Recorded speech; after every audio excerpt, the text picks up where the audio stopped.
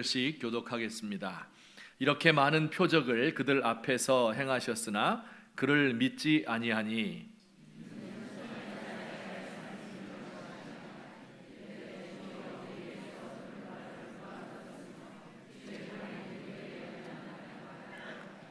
그들이 능히 믿지 못한 것은 이 때문이니 곧 이사야가 다시 일렀으되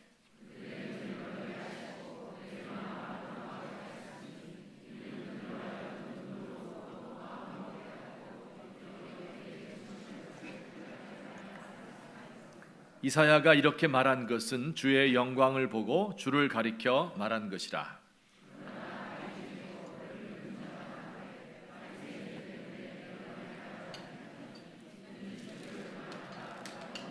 같이 봅니다. 그들은 사람의 영광을 하나님의 영광보다 더 사랑하였더라. 아멘. 우리 예수님께서 이 땅에 계실 때 수많은 표적을 행하셨습니다. 그 중에 요한복음에는 모두 7개의 표적만을 엄선해서 기록을 했습니다. 물로 포도주를 만드시고 왕의 신하의 아들의 열병을 고쳐주시고 38년 된 병자를 일으키고 떡 5개 물고기 2마리로 5,000명을 먹이고 또 나면서 보지 못한 사람의 눈을 뜨게 하고 죽은 나사로를 살리셨습니다. 이렇게 6개의 표적이 지나갔습니다. 그런데 그 표적을 행한 이유가 무엇일까요? 두말할 필요가 없지요. 예수님이 하나님께 보냄을 받은 사람이다 하는 것을 믿도록 하기 위함입니다. 그런데 예수님이 표적을 다 행한 후에 나타난 반응은 크게 2가지로 갈라졌습니다. 어떻게 갈라졌을까요? 참 쉽죠? 믿는 사람과 믿지 않는 사람으로 갈라졌겠죠? 그래서 잘 따라오고 계시죠? 네, 어렵지 않습니다. 예수님의 제자들은 예수님이 하나님의 보냄을 받은 분이다 하는 것을 확실히 믿고 그를 따랐습니다. 하지만 믿지 않는 사람도 있었어요. 바리새인이나 사두개인 같은 예루살렘의 종교 지도자들은 예수님을 사람을 미혹하는 이단자, 가짜 메시아다 이렇게 생각해서 예수님을 죽이고 박해하려고 했습니다. 자, 그런데 오늘 성경 말씀을 보면 이렇게 믿는 사람과 믿지 않는 사람 외에 또 한 부류의 사람이 등장을 합니다. 42절 말씀인데 우리 같이 한번 읽어볼까요? 시작. 그를 믿는 자가 많되 바리새인들 때문에 드러나게 말하지 못하니 이는 출교를 당할까 두려워함이라. 믿기는 믿는데 드러나게 말하지 못하는 사람이 있었다고 합니다. 자, 여러분, 이 사람들은 예수님을 믿고 있는 사람일까요? 믿지 않는 것일까요? 속으로는 믿음을 가지고 있는데 사람들 앞에서 말하지 못하는 믿음이 진정한 믿음일까요? 가짜 믿음일까요? 아마 오늘 이 설교를 들으시는 여러분들 중에도 3종류의 사람이 있을 것 같아요. 분명히 믿는 사람들이 있죠. 나 예수님 믿습니다 이렇게 믿고 고백할 수 있는 사람이 있고, 또 반대로 믿지 않는 사람, 믿지 못하는 사람, 그런데 가정의 평화를 위하여 아내를 위해서 나와주신 분들도 있을 거예요. 그 다음에 3번째 부류의 사람도 있어요. 믿기는 믿는 것 같은데 다른 사람들이 전혀 알지 못하고 다른 사람에게 알리지 않는 분들도 계실지 모르겠어요. 이런 신자들을 가리켜서 이순신 신자다 이렇게 부릅니다. 내가 교회 다니는 것을 사람들에게 알리지 말라 이렇게 말하는 사람들이죠. 오늘 이 시간에는 이 3번째 부류의 신자들에게 초점을 맞추어서 말씀을 전하고자 합니다. 우선 첫 번째로 우리가 생각해 보아야 할 것은요, 우리 같이 읽어볼까요? 시작. 진정한 믿음은 사람들 앞에서 믿음을 드러낼 것을 요구한다. 오늘 말씀을 한번 다시 42절을 보십시다. 다 같이. 그러나 관리 중에는 그를 믿는 자가 많되 바리새인들 때문에 드러나게 말하지 못하니 이는 출교를 당할까 두려워함이라. 자, 여러분, 이 사람들이 믿기는 하는 것입니까? 아니면 믿지도 않는 것입니까? 믿는 사람들이죠. 있잖아요. 첫 줄에 관리 중에는 그를 믿는 자가 있었다. 그런데 이들에 대해서 하나님이 품은 감정이 영 서운하기 그지없습니다. 43절 그 바로 뒷절 말씀을 보면 이들에 대하여 이렇게 짧게 성경이 평하고 있습니다. 어떻게 해요? 시작. 그들은 사람의 영광을 하나님의 영광보다 더 사랑하였더라. 이 말씀은 아마 사람들의 이 미련함, 하나님의 영광보다 사람의 영광을 더 추구하는 사람들을 안타깝게 여기는 말씀이면서 동시에 하나님께서 섭섭하게 생각하는 것을 표현하는 말씀이기도 합니다. 깊이 사귀고 있는 두 연인이 있었어요. 데이트를 하다가 우연히 남자의 친구들을 만나게 되었습니다. 근데 그 친구들이 물어봤어요. 야, 여자친구야, 예쁜데? 그런데 그때 이 남자가 대답을 합니다. 한참 주저주저 하다가 그냥 아는 동생이야, 이렇게 대답했어요. 만약에 이렇게 대답한다면 그 여자가 그 순간의 모멸감을 평생 아마 잊을 수 없을 것입니다. 뭐야? 내가 당신에게 그냥 아는 여자밖에 안 돼? 그거밖에 안 되는 거야? 친구들에게 나를 자랑할 수 없을 만큼 나를 부끄럽게 여기는구나. 그만 헤어져. 획 돌아서며 말할 것 같아요. 시간이 흘렀어요. 어찌어찌 하다가 결혼했습니다. 나이가 많아졌어요. 이제 드디어 복수가 시작되는 겁니다. 아내가 외출할 때 남편을 떼놓고 가는 겁니다. 그리고 어디 여행 가려면 공국 잔뜩 끓여놓고 혼자 가는 거죠. 마치 존재하지 않는 사람인 것처럼 생각하게 됩니다. 서운해서 그런 거예요.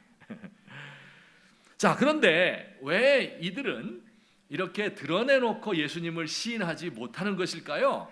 우리 아까 읽은 말씀에 보면 출교를 당할까 봐 두려워서 그랬다, 이렇게 이야기하죠. 출교라는 말은 유대인의 회당에서 쫓겨난다, 그런 뜻입니다. 유대인들은 어디 살든지 회당을 지어놓고 그 회당을 중심으로 공동체를 이루고 살아요. 이것은 지금도 마찬가지입니다. 회당에서 쫓겨난다는 것은 오늘날 교회에 못 나오게 하는 것, 당신 다음부터 교회 나오지 마, 이렇게 말하는 것과는 차원이 다릅니다. 우리 교회에 못 나오게 하면 성민교회 가면 되잖아요. 그런데 이 회당에서 쫓겨난다는 것은 그 사회에서 추방되는 것과 같은 뜻입니다. 이 관리들이 자칫 예수님을 믿는다고 했다가는 사회적인 지위를 잃고 동료들로부터 이상한 취급 받게 될 것을 염려했던 것입니다.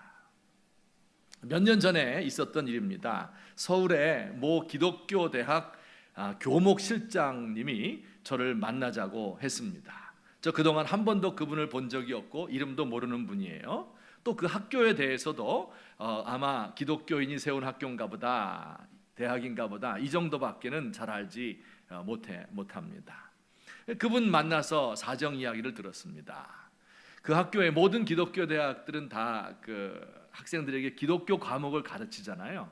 근데 그 학교에도 기독교 교양 과목을 가르치는 어떤 교수님이 있었어요. 이분은 목사님인데 성경을 가르치고 있잖아요. 그런데 종교 다원주의자였습니다. 학생들에게 꼭 예수 믿을 필요 뭐가 있느냐, 다른 종교도 다 같은 종교니까 아무거나 믿어도 된다, 이렇게 이야기를 했고 학생들을 데리고 절에 가서 사찰에 가서 참배를 하기도 했습니다. 그래, 이 기독교 학교니까 이분이 기독교의 유일성을 반대한다고 해서 이분에게 강의를 주지 않고 마침내 계약을 해지했습니다. 그러자 이 교수님이 학교를 상대로 소송을 한 것입니다. 학교 측에서도 대응을 해야 되잖아요. 그런데 다른 종교에도 구원이 있다고 가르치는 것은 기독교가 아니다라는 것을 증언해 줄 학자가 필요했던 겁니다. 그래서 저를 찾아온 거였어요. 다른 종교에도 구원이 있다고 가르치는 것은 기독교가 아닙니다, 이렇게 제가 써서 이것을 사인해 주면 되는 것이었어요. 그래서 제가 교목실장님에게 물었어요. 아니, 우리나라의 신학자나 기독교 학자 가운데 유명한 사람들이 많은데 왜 저 같은 사람을 어떻게 알고 찾아왔습니까? 이렇게 물었어요. 제가 우리 교회에서는 유명한데요, 바깥에서는 절대 유명하지가 않습니다. 이분이 대답을 했어요. 아닌 게 아니라 유명한 몇 분들을 찾아갔다는 거예요. 그런데 이들이 모두 거절을 해서 그래서 저를 찾아왔다는 거예요. 상당히 기분이 좀 안 좋더라고요, 그때는 살짝. 그들과 만나서 대화를 하는데 자기들은 예수님이 유일한 진리이다 하는 것을 믿지만 그들이 그렇게 써서 주고 발표를 하게 되면 학회에 나가서, 이 교수님들 모이는 그 학회에 가서 사람들에게 따돌림을 받는다는 거예요. 그래서 못 써주겠다는 거예요. 그러다가 자칫 매스컴에라도 등장을 하게 되면 그렇게 써준 사람은 다른 종교를 포용하지 못하는 편협한 사람으로 낙인 찍혀서 학생들에게 인기를 잃게 된다는 겁니다. 그래서 예수님은 유일한 우리의 구주입니다 라는 증언을 해줄 사람을 찾다 못 찾아서 저를 찾아온 것이라고 이야기를 했습니다. 제가 이 말을 듣고 오늘 성경 말씀이 생각났습니다. 어떤 말씀이요? 그들은 사람의 영광을 하나님의 영광보다 더 사랑하였더라 하는 이 말씀이, 오늘날도 이런 사람들이 있습니다. 자, 그런데 이렇게 예수님을 마음으로는 믿는데, 그죠? 드러내서 시인하지 못하던 사람들이 누구였습니까? 오늘 성경에 보니까 그 이름은 안 나왔고요, 관리 중에서 믿는 자가 있었는데 드러내놓고 이야기하지 못했다 이렇게 말하죠. 여기 관리라고 하는 뜻은요, 유대인 회당의 지도자급 회당장 이런 사람이거나 아니면 70인 공의회, 산헤드린, 오늘날로 말하면 국회 같은 것이에요. 그 국회 회원에 해당되는 사람을 가리켜서 관리다 혹은 관원이다 이렇게 불렀습니다. 자, 그러니 참 재미있는 현상이지요. 관리들이니까 어때요? 그 높은 사람이잖아요. 하니까 사회적 지위도 높고 권세도 있고, 그러니 아무나 쉽게 와서 건드릴 수 있는 사람들이 아니잖아요. 그러니 무엇을 해도 좀 더 자유로울 것 같잖아요. 서민들 하층 계급 같으면 어때요? 예수님 이렇게 구주다 이렇게 얘기를 하면 출교를 당하고 금방 살 길이 막막해질 테지만 높은 사람들은 쉽게 출교 당하지 않잖아요. 또 어떻게든지 출교 당해도 살 길이 있지 않겠습니까? 그런데 오히려 하층민 계급 사람들에게는 믿음을 시인하는 사람들이 많았고, 관리들 중에서는 믿기는 하지만 드러나게 말하지 못하는 사람들이 있었다는 거예요. 왜 관리들 가운데에서 믿으면서도 드러내놓고 말하지 못하는 사람이 있었던 것일까요? 아마 이렇게 생각해 보시면 될 것 같아요. 이들은 가진 것이 많으니까 잃을 것도 많고 지켜야 될 것도 많죠. 이들이 이렇게 생각할 거예요. 내가 이것을 어떻게 얻은 자리인데 예수 때문에 이걸 다 잃을 수는 없지 않겠는가. 예수님이 행하는 표적을 보고 그 말씀을 들을 때는 정말 훌륭한 분이고 위대한 분이고 보통 분이 아니에요. 그를 따르고 싶은 거예요. 근데 그렇게 따르다 보면 사람들로부터 비난을 당하고 조롱을 당할 것 같아요. 그래서 이걸 다 잃기 싫은 그런 마음을 가지고 있었겠지요. 아니면 자기 동료들의 비난이 두려웠을 것입니다. 야, 이 아무것도 모르는 무지몽매한 백성들이야 예수님을 그렇게 따라간다고 해도 우리같이 이렇게 생각이 있는 사람이 그런 무리에 끼면 안 되지.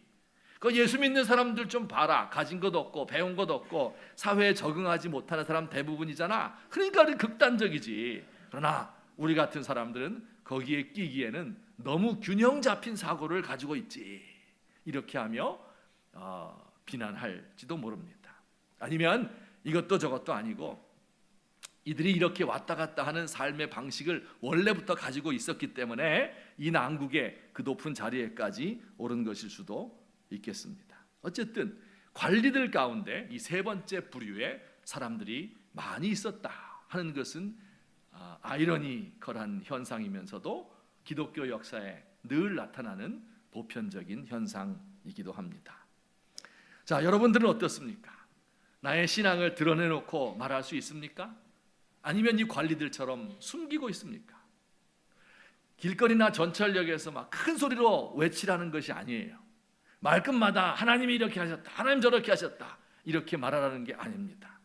애인을 사랑한다고 해서 아무 데서나 막 큰 소리로 외치는 것은 사랑을 증명한다기보다는 그 사랑이 좀 천히 여겨질 가능성이 있죠. 제가 이렇게 전도하는 분을 폄하하는 것이 아니고 존경합니다. 많은 그분을 신앙의 모범으로 전형으로 삼을 수는 없을 것 같습니다. 다만 꼭 필요할 때 나의 신앙을 물어보는 사람에게 부끄러워하지 않고 담대하게 떳떳하게 자랑할 수 있는 성도들이 돼야 된다. 이런 성도들이 되시기를 예수님의 이름으로 축원합니다. 우리 그렇게 다 할 수 있죠? 우리 오늘도 신앙을 고백했잖아요. 신앙 고백, 사도신경을 다 외웠습니다. 떳떳하게 이야기할 수 있어요. 자, 그런데 이런 질문을 하나 들어요. 뭐냐면 보세요. 과거 예수님 시대 때는 예수님 믿으면 어떻게 된다 그랬어요? 예수님을 시인하게 되면 어때요?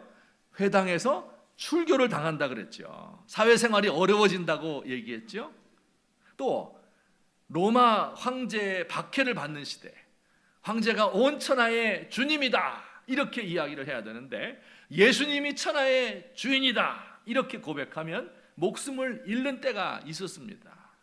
우리나라에서도요, 일제강점기 때 신사참배를 거부하거나 아니면 공산당에 반대하고 예수를 끝까지 믿겠다고 하면 투옥과 고문을 당하고 심지어는 순교당하기까지 한 때가 있었습니다. 지금도 북한에는 이와 같은 현실입니다.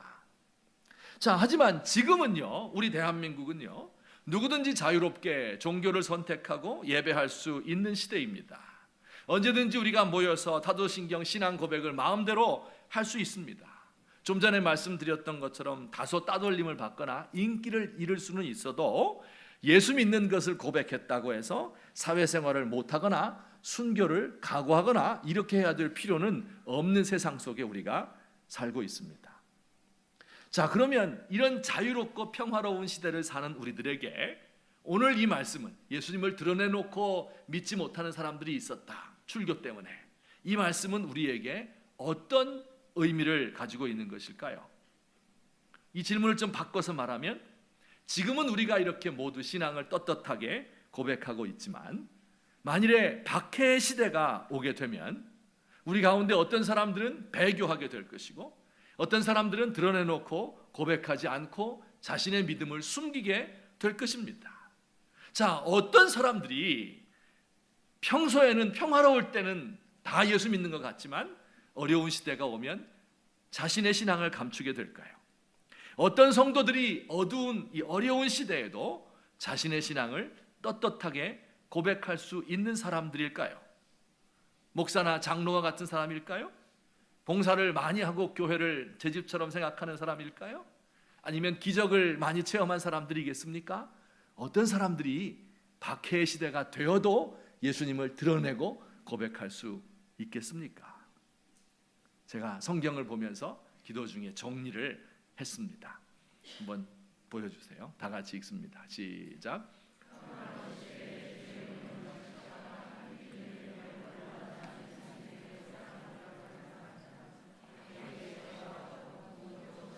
네, 평화로운 시대에 주의 명령을 지키다가 순종하다 보면 힘들고 어렵잖아요. 그때 홀로 앉아 예수님에게 자신의 사랑 사정을 이야기하며 예수님에게 나의 사랑을 고백하는 그 사람, 그가 박해 시대가 왔을 때는 공적으로 신앙을 고백하는 사람이 되는 겁니다. 여러분, 고백이라는 단어는 두 가지 뜻이 있어요. 하나는 법정에서 사람들 앞에서 내가 아는 것을 시인하는 거예요. 또 하나는요, 개인적으로 나의 사랑을 고백하는 것이에요. 그러니 사람 사이도 마찬가지죠. 평소에 사귐을 가지고 사랑과 우정을 나누던 사람이 어려운 일을 만나면 다른 사람들 앞에서 그를 변호해 주는 법이죠. 하지만 평소에는 아무런 교제도 없다가 위기 때가 되면 갑자기 없던 사랑이 생겨서 그를 변호해 주지 않습니다. 예를 들어 드리겠습니다. 우리 주기철 목사님이란 분 여러분 잘 아시죠? 한국 기독교가 자랑하는 순교자, 일사각오 신앙을 가진 어른입니다. 그가 설교를 이렇게 했어요. 생사여탈의 대권을 잡은 임금 앞에서 그 죄를 책망하는 세례 요한도 일사각오였고 나단이나 존 녹스도 일사각오했던 것입니다. 루터도 일사각오였습니다. 일사각오한 후에 예언하는 것이요, 일사각오 연후에 예언자의 권위가 서는 것입니다. 오늘 목사도 일사각오한 연후에 할 말을 하는 것이요, 이때 비로소 목사의 권위, 예언자의 권위가 서는 것입니다. 이렇게 담대하게 이야기했어요. 일제와 천황 앞에서 자신의 신앙 절개를 굽히지 않았던 위대한 순교자였습니다. 다 아시죠? 주기철 목사님. 그런데 그가 원래부터 이렇게 투쟁적이고 적극적이고 영웅적인 순교자의 삶을 살았을까요? 평화로운 시기에도 이렇게 외치는 투사와 같은 분이었을까요? 아니었습니다. 그는 조용한 목회자였습니다. 신학교를 졸업하고 부산의 초량교회라는 교회에서 목회할 때 젊은 나이에 목회를 시작했지요. 그때 한반도에 경제 위기가 닥쳤습니다. 미국의 1929년도에 대공황 블랙 더스데이가 있었잖아요. 이때 시작된 경제 공황이 전 세계를 뒤덮고 있을 때였어요. 이 주기철 목사님은 원래 부잣집 출신이에요. 아버지로부터 받은 유산을 다 써버렸습니다. 그리고 부인이 시집 올 때 친정에서 지참금을 받아왔는데 땅 6,000여 평 되는 논을 받았는데 이걸 다 썼습니다. 모두 팔아서 가난한 사람들을 위해 썼습니다. 그리고 1931년 교회 재직회가 모였을 때 이렇게 결의했어요. 세계 불경기로 인하여서 교역자 된 우리로서는 전과 같이 봉급받는 것이 양심상 불안하다 하면서 자신의 봉급 70원을 60원으로 감봉했습니다. 이게 평소에 평화로울 때의 주기철 목사님의 모습이었어요. 그곳에서 부산에서 성공적으로 목회를 하고 있었는데 마산에 문창교회라는 교회가 문제가 생겨서 교회가 막 치고받고 싸우고 있었습니다. 그래서 노회에서는 부산에 있지 말고 마산으로 가서 그 교회를 심우하라, 문제를 해결해라 명령을 받고 이제 그 교회에 부임을 했습니다. 그가 은혜로 성도들을 잘 다스리고 이끌어서 그 문제를 다 해결하고 수백 명 되는 큰 교회로 성장을 시켰습니다. 젊은 나이 30대 후반에 노회장을 역임하고 이단들을 다 정리하고 전국적으로 유명한 목사가 되었습니다. 승승장구한 것이죠. 이 세상 말로 하면. 그런데 그때 그가 이러한 기도문을 남겼습니다.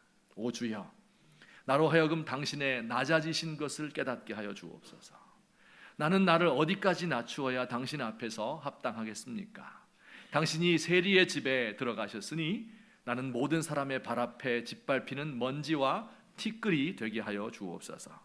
주여, 당신의 얼굴빛 아래 내 심령의 자태를 그대로 드러내시사 나로 하여금 애통하고 회개하게 하옵시며 내 정신을 긴장히 하고 당신의 완전을 향하여 다름질하게 하옵소서. 이렇게 기도드렸습니다. 평화로운 시대, 주님의 명령을 힘을 다하여 준행하는 것이지요. 때로 힘이 들고 고통스럽고 아무도 알아주는 사람이 없고 세상에서 외롭고 영광을 얻지 못할 때 하나님 앞에 나아가서 그가 주시는 칭찬과 영광만을 바라며 하나님과 교제하고 그를 노래하는 것입니다. 영혼의 골방에 들어가고 영혼의 지성소에 들어가서 하나님과 교제하는 것, 사랑을 고백하는 것, 이것을 가장 소중한 시간으로, 가장 소중한 가치로 여긴 것입니다.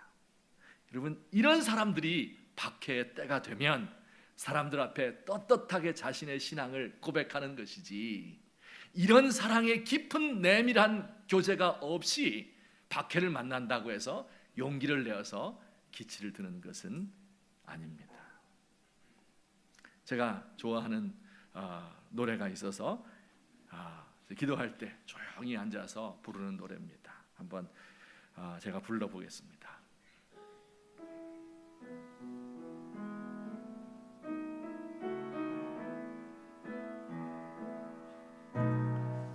사랑해요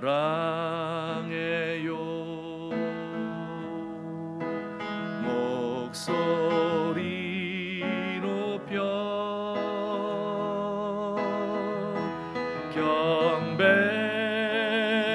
경배해요 내 영혼 기뻐 오 나의 왕 나의 목소리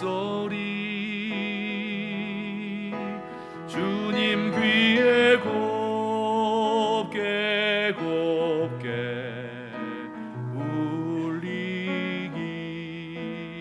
다 같이 한번 불러볼까요? 사랑해요 목소리 높여. 사랑해요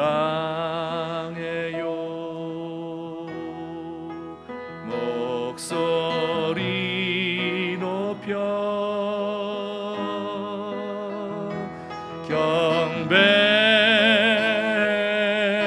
경배요 내 영혼 기뻐 오 나의 왕 나의 목소리 주님 귀에 곱게 곱게 울리길.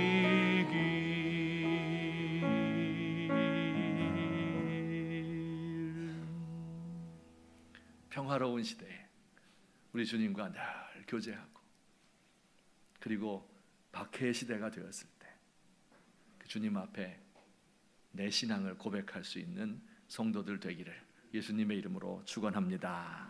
아멘. 이제 뭐 끝마치면 되겠습니까? 좀 궁금한 게 한 가지 있어서 요것만 해결하고 넘어가겠습니다. 마치겠습니다. 궁금증 생겨요. 이 사람들은요 나중에 어떻게 됐을까요? 사람의 영광을 하나님의 영광보다 더 좋아하고 사람들 앞에서 신앙을 드러내지 못하던 이 사람들은 예수님의 책망을 받고 그 믿음을 잃어버렸을까요? 아니면 더 큰 믿음으로 성장을 해서 사람들 앞에 예수님을 자랑하는 사람이 되었을까요? 우리가 그걸 살펴보도록 하겠습니다. 두 번째 같이 읽겠습니다. 시작.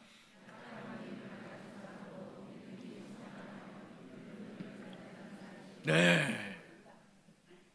약한 믿음을 가졌던 이 사람들도 믿음이 성장해서 믿음을 드러내는 사람이 될 수 있고 또 되었습니다. 여러분 이 관리들의 이름이 기록이 안 돼 있잖아요. 그죠? 누군지 모르죠. 하지만 요한복음을 끝까지 읽다 보면 이 사람들의 이름이 나와요. 그 두 사람입니다. 우리 한번 찾아보도록 합시다. 요한복음 19장 38절과 39절인데 다 같이 읽습니다. 시작. 아리마대 사람 요셉은 예수의 제자이나 유대인을 두려워 그것을 숨기더니, 보세요. 벌써 나왔죠? 누구예요? 아리마대 사람 요셉이란 이름을 가진 사람이에요. 예수님의 제자였습니다. 예수님을 믿었던 거예요. 그를 따르고 싶었어요. 그런데 유대인이 두려워서 그것을 숨기고 있었던 겁니다. 근데 이 사람이 어떻게 했어요? 이 일 후에, 십자가 후에 빌라도에게 예수의 시체를 가져가기를 구하매 빌라도가 허락하는지라 이에 가서 예수의 시체를 가져가니라. 또 같이 읽습니다. 일찍이 시작. 일찍이 예수께 밤에 찾아왔던 니고데모도 몰약과 침향 섞은 것을 100리트라쯤 가지고 온지라. 두 번째 사람 이름 나오죠. 누구예요? 밤에 찾아왔던 사람 니고데모. 이 사람이 몰약과 침향 섞은 것을 100리트라 34kg의 향품을 가지고 예수님 빌라도에게 찾아왔던 것이죠. 자 보세요. 유대인이 두려워서 자기가 예수님의 제자인 것을 숨겼던 이 두 사람, 아리마대 사람 요셉과 밤의 사람 니고데모, 이 둘이에요. 이들은 예수님이 행하는 표적을 보았고 예수님이 하나님 보내신 사람이고 위대한 메시아라는 사실을 알았습니다. 하지만 자신들의 지위를 잃지 않기 위해서, 자기 속한 공동체에서 따돌림 받지 않기 위해서 숨기고 있었죠.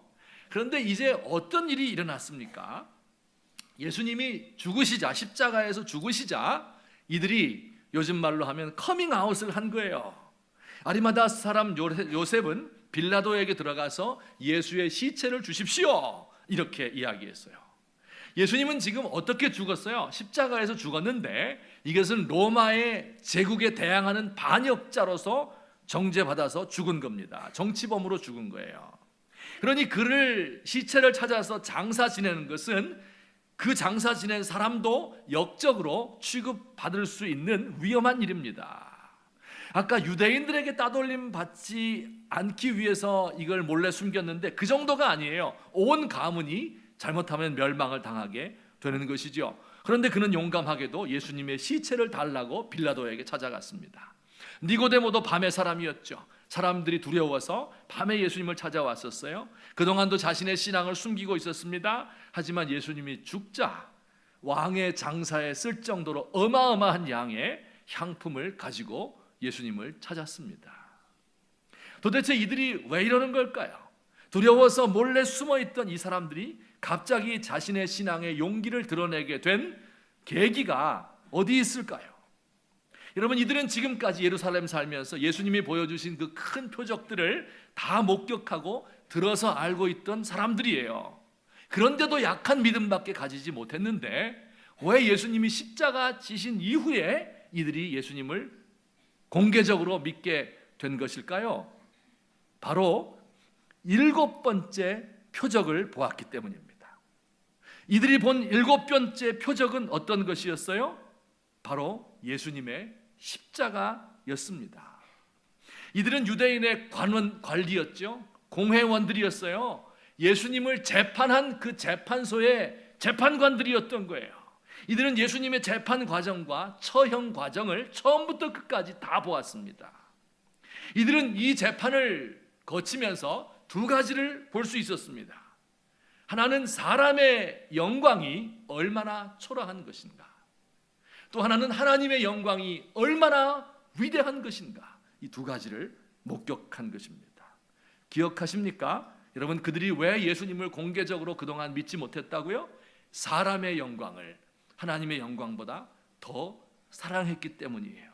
그런데 그들이 그렇게 좋아하고 사랑했던 사람의 영광이 어떤 것인지 그 실체를 그들은 보았습니다. 산헤드린 공회는요, 수백 년의 역사를 자랑하던 공회입니다. 어렸을 적에 교육을 받으면서 모든 유대인들의 최종 목적이 뭐겠어요? 산헤드린 공회원이 되는 겁니다. 동경에 맞지 않았어요. 마침내 이들이 공회의 정회원이 되었을 때 사명감과 함께 크나큰 성취감과 만족감을 누렸어요.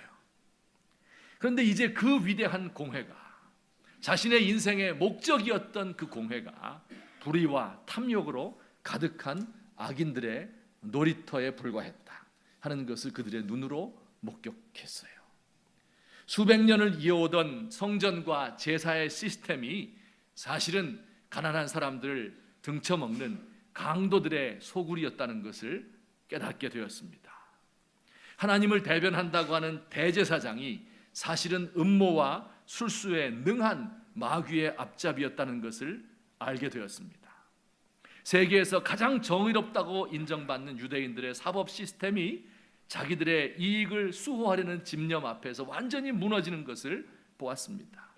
자신의 생명과도 같은 율법이에요. 천여 년을 내려오던 그 모세의 율법이 가장 의로운 사람을 죽이는데 이렇게도 쉽게 동원되는 것을 보았습니다. 이 모든 것이 자기가 생각하던 사람의 영광이었죠. 그렇게 놓기 싫어했던 그 사람의 영광이 사실은 역겨운 냄새를 풍기는 시궁창이요, 배설물이요, 모든 죄악의 근원이라는 것을 그가 분명히 보게 된 것입니다. 또한 그들은 십자가 위에서 예수님만이 진정한 하나님의 영광을 드러내는 분이구나 하는 것을 보았습니다. 7번째 표적인 이 십자가를 통해서 그렇게도 동경에 맞지 않던 메시아의 참 모습이 드러난 것입니다. 이전 6가지 표적은요, 모두 기적을 동반한 거예요. 설명할 수 없는 놀라운 기적이었어요. 하지만 십자가에서는 아무런 기적도 일어나지 않았습니다. 하지만 십자가의 표적은 이전의 6가지의 표적을 모두 합해놓은 것보다도 더 위대한 한 인격을 보여주었습니다. 그들은 예수님의 십자가에서 의를 위하여 죽음을 택하는 용기를 보았습니다. 그들은 십자가에서 불의한 제도에 온몸으로 항거하면서도 침묵하고 인내하는 진정한 담대함을 보았습니다. 가르침과 삶이 다른 수많은 스승들, 거짓 스승만을 보다가 그들도 그들의 일부였죠. 자신의 가르침을 죽음으로 증명하는 참된 스승을 만난 것입니다. 그들이 그동안 배워왔던 구약 성경의 모든 위대한 메시지가 십자가 위에서 벌거벗고 매달린 예수님을 통해서 이루어지고 있다는 사실을 깨닫게 된 것입니다.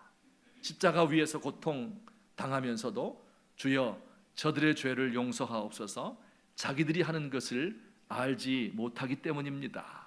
이렇게 기도하시는 예수님에게서 인간이 범접할 수 없는 하나님의 용서를 보았어요. 악으로 악을 갚지 않고 선으로 그 모든 악을 능히 이기고 덮어버리는 위대한 선을 본 것입니다.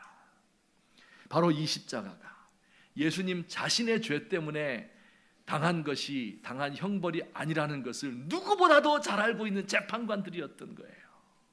자신과 같은 비겁하고 눈먼 사람들을 위한 것이 십자가였다 하는 것을 이들이 깨닫게 된 것입니다. 그래서 이들은 더 이상 구역질 나는 이 사람의 영광에 머무르기를 원하지 않았습니다. 비록 그것이 생명을 내놓는 일이라 할지라도 하나님의 영광, 진정한 영광에 거하기를 원하였던 것입니다. 오늘 이 시간에 우리 사랑하는 귀한 성도님들, 우리 가운데 내 믿음이 너무 약해서 믿기는 믿는 것 같은데 사람들 앞에 드러내놓고 말하지 못하는 분들이 있습니까? 가진 것이 많기 때문에 잃기 싫고 지키고 싶은 것들이 많은 분들이 있습니까? 동료들의 비난이 두려우신 분이 있습니까? 7번째 표적, 십자가로 나오십시다. 거기에서 우리는 세상의 영광이 얼마나 헛된 것인지, 내가 지금까지 그것을 추구하며 살았다는 것이 너무 싫고 너무 부끄럽고 왜 내가 그렇게 살아왔던가 후회스러운 그런 회개가 저절로 우러나오게 될 것입니다. 그 십자가 아래에서 하나님의 영광이 어떠한 것인지, 진정한 인간이 어떤 것인지, 진정한 하나님은 어떤 분인지 하는 것을 알게 될 것입니다. 우리 함께 고민해야 됩니다. 우리가 지금 편안하게 예수 믿으면서 마음 놓고 하나님을 경배한다고 하지만 그 모든 것을 잃을 때가 있을 수 있습니다. 박해의 시대가 올 수 있습니다. 그럴 때에도 우리의 신앙을 정말 지키고 그리고 내가 예수 믿는 것을 드러낼 수 있습니까? 십자가 위에 드러난 하나님의 영광을 날마다 체험하시고 그 예수님과 교제하고 사랑하는 그 깊은 기쁨의 삶이 저와 여러분들에게 날마다 있게 되기를 예수님의 이름으로 축원합니다. 같이 한번 기도드리겠습니다. 오늘 들은 말씀을 생각하면서 우리 함께 기도했으면 좋겠어요. 하나님, 나에게 이 믿음을 주세요. 이런 믿음을 주세요. 평화로울 때 늘 주님과 기쁨으로 교제하고 시시각각으로 다가오는 모든 어려움 앞에서 사랑으로 우리 예수님과 교제하고, 그러다가 내가 담대하게 말해야 될 때, 나서야 될 때가 있으면 그때 두려움 없이 예수님을 자랑할 수 있는 제가 되도록 도와주십시오. 또 혹시 우리 가운데 많은 고통과 어려움 가운데 있는 분들이 있습니까? 특별히 우리 북한에 있는 형제 자매들을 기억하면서 저들에게 신앙의 자유로운 이런 세계를 빨리 허락해 주십시오. 그들이 더 이상 고통당하지 않고 평화롭게 자유롭게 예수 믿을 수 있는 그런 시대를 허락해 주십시오. 우리 함께 한 목소리로 기도드리겠습니다. 사랑과 자비가 많은 우리 하나님 아버지, 은혜를 감사합니다. 하나님 아버지, 오늘도 우리에게 말씀을 가르쳐 주시고 증거해 주셔서 고맙습니다. 하나님 아버지, 참 이 부족한 종이 믿음이 적어서 관리들 중에 그를 믿는 자가 많되 바리새인들 때문에 드러나게 말하지 못하니 출교를 당할까 염려함이라, 두려워함이라 이야기했습니다. 저들은 사람의 영광을 하나님의 영광보다 더 사랑하고 소중히 여겼습니다. 하나님 아버지, 저에게 이와 같은 모든 더러운 욕심과 아버지 하나님 세상의 모든 배설물과 같은 것들을 위하여서 나의 삶을 바치는 어리석은 종이 되지 않도록 하나님 도와주시옵소서. 날마다 주의 거룩하신 영광 앞에서 자신을 돌아보며 한없이 낮아지며 그 하나님과 교제하며 그 앞에서 자신을 발견할 수 있도록 하나님 도와주시옵소서. 또한 그렇게 할 때에 때로 우리에게 위기가 닥치고 어려움이 닥치고 박해의 시대가 오더라도 담대하게 주님을 자랑하고 드러내어 내 신앙을 고백할 수 있는 믿음을 주님께서 허락해 주시옵소서. 하나님, 나는 믿음이 연약하고 부족하고 두렵고 떨리는 것밖에 없나이다. 하나님, 불쌍히 여기시고 도와주시옵소서. 아버지, 북한에 있는 형제 자매들도 주께서 기억해 주시옵소서. 온전히 함께해 주옵소서. 사랑의 하나님 아버지 고맙습니다. 주님께서 우리에게 이렇게 평화롭고 자유로운 시대를 주셨는데 이때에 더 깨어서 근신하며 우리 주님의 명령에 순종하게 하시고 그때 당하는 모든 두려움과 어려움과 외로움을 주님과의 교제로 극복할 수 있도록 주여 인도하여 주옵소서. 우리의 믿음이 성장하여서 언젠가 우리가 선택하게 될 때 주님을 높여드리고 공개적으로 우리 주님을 찬송하고 나의 목숨을 귀한 것으로 여기지 않을 수 있는 큰 믿음으로 나아가는 주님의 귀한 성도들 되도록 도와주시옵소서. 하나님, 북한에 있는 우리의 형제 자매들 자신의 신앙 절개를 위하여서 감옥에 갇히고 수용소에 잡혀가고 목숨을 잃고 고문을 당하는 이 모든 고통을 주님께서 하루빨리 멈추어 주옵시고 자유로운 세계가 저들에게도 임할 수 있는 복을 허락하여 주옵소서.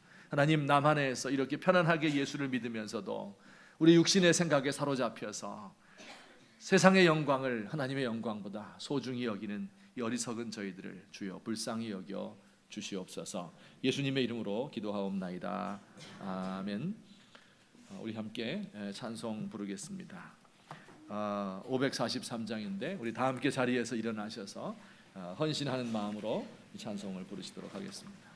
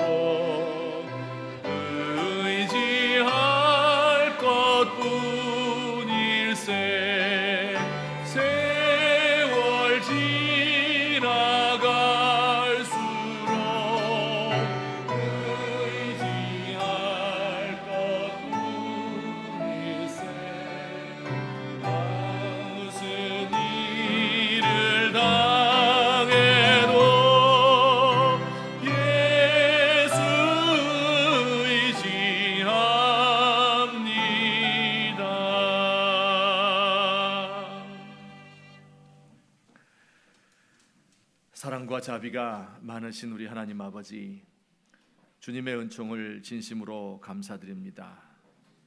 오늘 이 시간도 주님 앞에 우리의 몸과 마음을 드리고 우리의 시간과 물질을 바쳐서 우리 하나님을 예배합니다. 주께서 이 예물을 기쁘게 받아 주옵소서. 우리의 손으로 하는 모든 수고가 헛되지 않도록 하옵소서. 주님께서 우리의 가정에 복을 허락하시고 평화롭게 하시며 우리의 자녀들이 주 안에서 순종하고 그 길이 환하게 열릴 수 있는 복을 허락하여 주시옵소서. 하나님, 우리 가운데 슬픈 일을 당하고 육신의 질병으로 고초를 겪고 또 영혼의 아픔과 그리고 끊을 수 없는 죄악 때문에 많은 괴로움 가운데 있는 사랑하는 종들이 있습니다. 하나님께서 함께 하시고 성령님 도와주셔서 이 모든 아픔과 어려움을 능히 극복할 수 있는 믿음을 허락하여 주시옵소서. 하나님, 빨리 이 모든 괴로움으로부터 해방될 수 있는 은총을 주께서 더하여 주시옵소서. 하나님, 세상에 많은 짐을 짊어지고 가고 있는 우리의 가장과 주부들을 주께서 기억하시며 우리 연로하신 부모님들 영육간에 강건할 수 있도록 하옵시고 우리의 자녀들 멀리에 있고 군문에 가 있는 아들들, 해외에 나가 있는 자녀들 한 영혼 한 영혼을 주께서 붙들어 주시옵소서. 하나님, 세상이 힘들고 어지럽고 어디에 우리의 소망을 두어야 될지 알지 못하는 시대를 만났습니다. 이때 우리가 우리의 눈을 십자가에 매달리신 예수님께 모든 하나님의 영광과 인간의 위엄을 다 이루신 우리 예수님께 우리의 눈을 고정시킬 수 있도록 하옵시고 세상의 영광에 우리의 마음이 흔들리지 않도록 주여 우리를 도와 주시옵소서. 이제는 우리 주 예수 그리스도의 은혜와 하나님 아버지의 사랑과 성령님의 교통하심이 오늘 주 앞에 나와 예배하는 주님의 사랑하는 귀한 백성들 한 사람 한 사람 머리 위에 이제부터 영원토록 함께 계실지어다. 아멘.